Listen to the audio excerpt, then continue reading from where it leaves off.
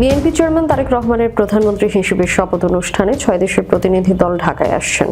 পররাষ্ট্র মন্ত্রণালয় সূত্রে জানা গেছে, শপথ গ্রহণ অনুষ্ঠানে যোগ দিতে মালদ্বীপের প্রেসিডেন্ট মোহাম্মদ মুইজু, ভুটানের প্রধানমন্ত্রী শেরিং তোবগে, ভারতের লোকসভার স্পিকার ওম বিড়লা, পাকিস্তানের পরিকল্পনা মন্ত্রী আহসান ইকবাল, নেপালের পররাষ্ট্রমন্ত্রী বালানন্দা শর্মা, শ্রীলঙ্কার স্বাস্থ্যমন্ত্রী ডক্টর নালিন্দা জয়তিসা।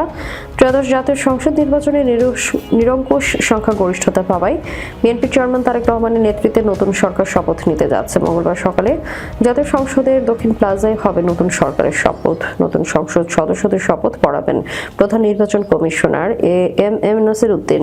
ওই দিন বিকেলে প্রধানমন্ত্রী ও নতুন মন্ত্রিসভার সদস্যরা শপথ নেবেন রাষ্ট্রপতি মোহাম্মদ শাহাবুদ্দিনের কাছে। শপথ অনুষ্ঠান আয়োজনে সার্বিক প্রস্তুতি নিয়েছে মন্ত্রিপরিষদ বিভাগ। এতে অংশ নেওয়ার জন্য ভারত, পাকিস্তান সহ 13টি দেশের রাষ্ট্র ও সরকার প্রধানকে আমন্ত্রণ জানিয়েছে অন্তর্বর্তী সরকারের আইন উপদেষ্টা ডক্টর আসিফ নজরুল। জানায়, বিকেল 4টায় জাতীয় সংসদের দক্ষিণ প্লাজায় প্রধানমন্ত্রী হিসেবে তারেক রহমান ও নতুন মন্ত্রিসভার সদস্যদের শপথ অনুষ্ঠানের আয়োজন করা হয়েছে। শপথ পড়াবেন রাষ্ট্রপতি। এর আগে একই দিন সকাল 10টায় শপথ নেবেন নবনির্বাচিত সংসদ সদস্যরা। প্রধান নির্বাচন কমিশনার তাদেরকে শপথ পড়াবেন।